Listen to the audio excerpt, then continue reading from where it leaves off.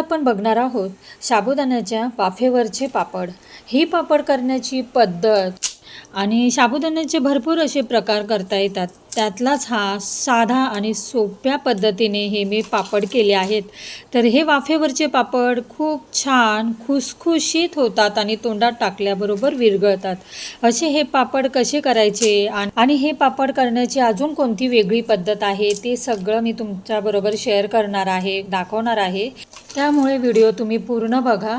तर चला मग जास्त वेळ न घालवता व्हिडिओला सुरुवात करूया।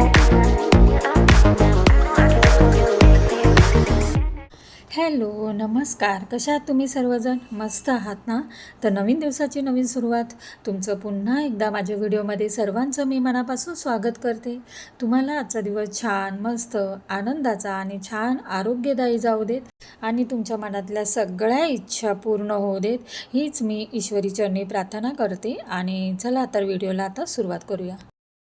तर आता मी इथे 1 वाटी साबुदाणा घेतला आहे आणि तुम्ही जास्त करायचं असेल तर 1 वाट्याचंच प्रमाण ठेवा आणि वाटीनेच त्या 1 वाटी किंवा 2 वाटी तुम्हाला जितकं करायचं असेल तितकं तुम्ही तो साबुदाणा घ्या। आणि आपण जसं उपवासाला साबुदाणा करतो, भिजवतो, तसंच त्याचप्रमाणे मी हे साबुदाणा आता भिजवून घेते।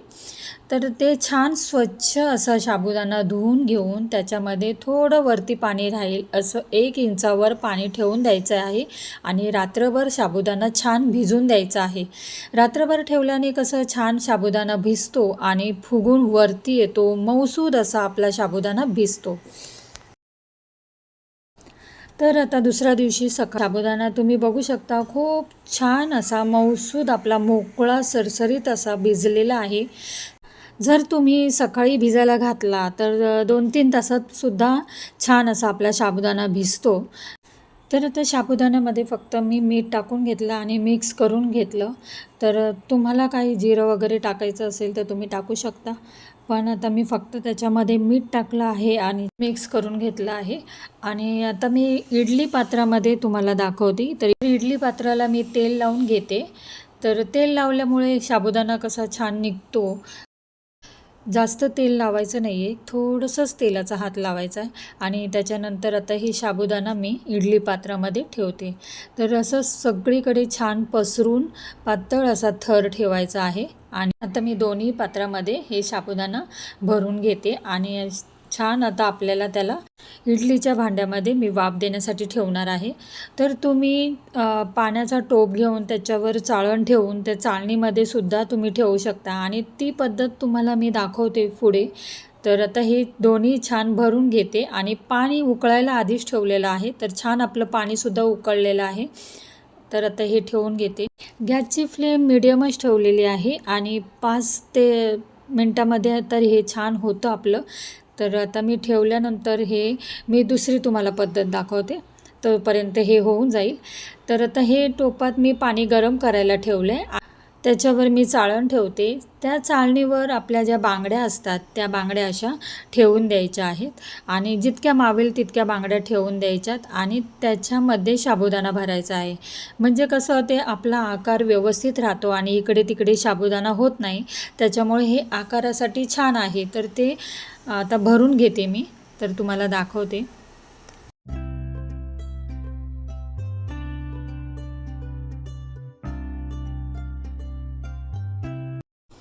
तर हे छान असं दिसायला पण दिसतं आणि आपलं आकारसुद्धा खूप छान येतो। आणि आता ह्या बांगड्या काढून घ्यायच्या आहेत आणि ते आपण वाफ देण्यासाठी टोपावर ही चाळण ठेवून देऊया आणि ही सुद्धा आपल्याला 5 मिनटासाठी आपण ठेवून द्यायचं आहे। तर आता तुम्हाला हे झाल्यानंतर मी दाखवते। खूप अप्रतिम त्याचा आकारसुद्धा आलेला असतो, तर खूप छान होतात त्या आणि तुम्ही ही पद्धत करून बघा। खूप साधी आणि सोपी पद्धत आहे। तर आता ह्या आपल्या इडली पात्रातल्या साबुदाण्याचे पापड किती छान झाले आहेत आणि बघू शकता तुम्ही, हे थंड झाल्यावर लगेच निघतात आणि असे मी उलटण्याच्या साहाय्याने किंवा म्हणजे तुम्ही चमच्याने सुद्धा काढू शकता। तर जरासुद्धा तेल लावल्यामुळे ते चिकटत नाही आहे आणि पटकन होतात। तर ही सुद्धा खूप साधी आणि सोपी पद्धत आहे आणि पटकन अशी होणारी ही आपले पापड करायलासुद्धा सोपे असतात आणि खाण्यासुद्धा अप्रतिम लागतात। तर हे आता मी सगळे पापड काढून घेते आणि अजून एक पद्धत आहे ती तुम्हाला दाखवते.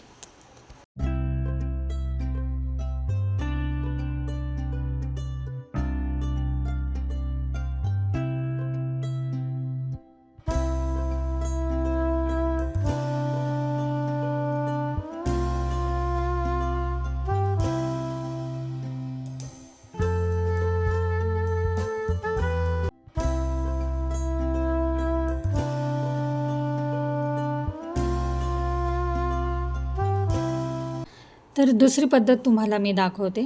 तर जे आपल्या डब्बे असतात, तर घरामध्ये प्लॅस्टिकच्या डब्यांची झाकणे असतात ना, ते सुद्धा खूप छान असं दिसायला दिसतात. तर ते घेतली तरी चालतात किंवा तुम्ही प्लेटी घेतल्या तरी सुद्धा चालतील. आणि त्याला फक्त थोडंसं किंचित हात तेलाचा लावायचा आहे. आणि त्याच्यानंतर मी साबुदाणा असा झाकणांमध्ये भरून घेते आणि त्यालासुद्धा पातळच थर ठेवायचा आहे. जाडसर असं थर ठेवू नका, म्हणजे खूप जाड होईल. तर असं व्यवस्थित असं सगळीकडे पसरवून ठेवायचं आहे. तर असं मी सगळ्यात भरून घेते.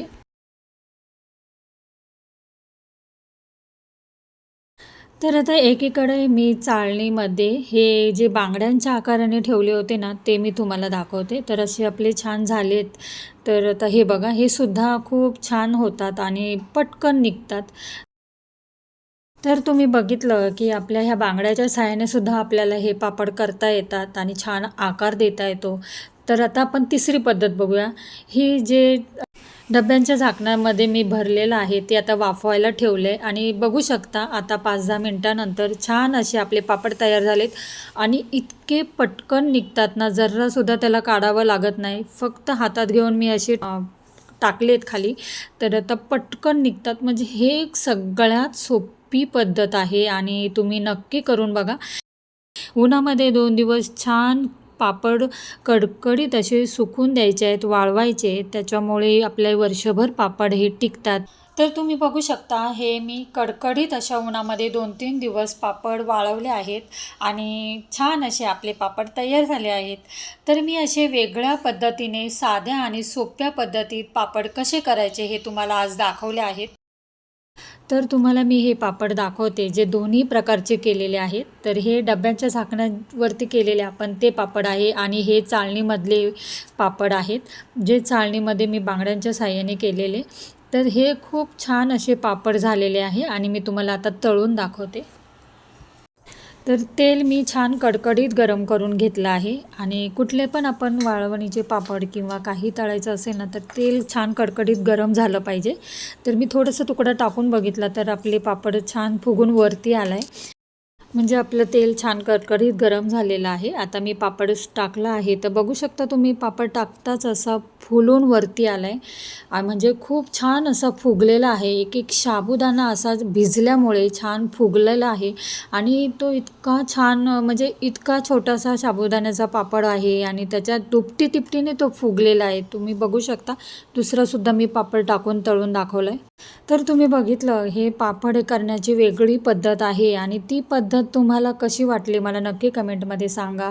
आणि हे पापड तोंडात टाकताच विरघळतात आणि इतका एक एक दाणा छान असा फुगलेला आहे. खूप त्या चवीला सुद्धा छान लागते आणि खरंच तुम्हाला ही पद्धतसुद्धा आवडेल आणि ह्याची चव इतकी भारी आहे ना. तर नक्की तुम्ही घरी करून बघा आणि आय होप तुम्हाला हा व्हिडिओ आवडला असेल. तर व्हिडिओ आवडला असेल तर नेहमीप्रमाणे लाईक, शेअर, सबस्क्राईब करा. तर चला पुन्हा भेटूया अशाच नवनवीन व्हिडिओमध्ये. तोपर्यंत खुश राहा, आनंदी राहा, काळजी घ्या. बाय.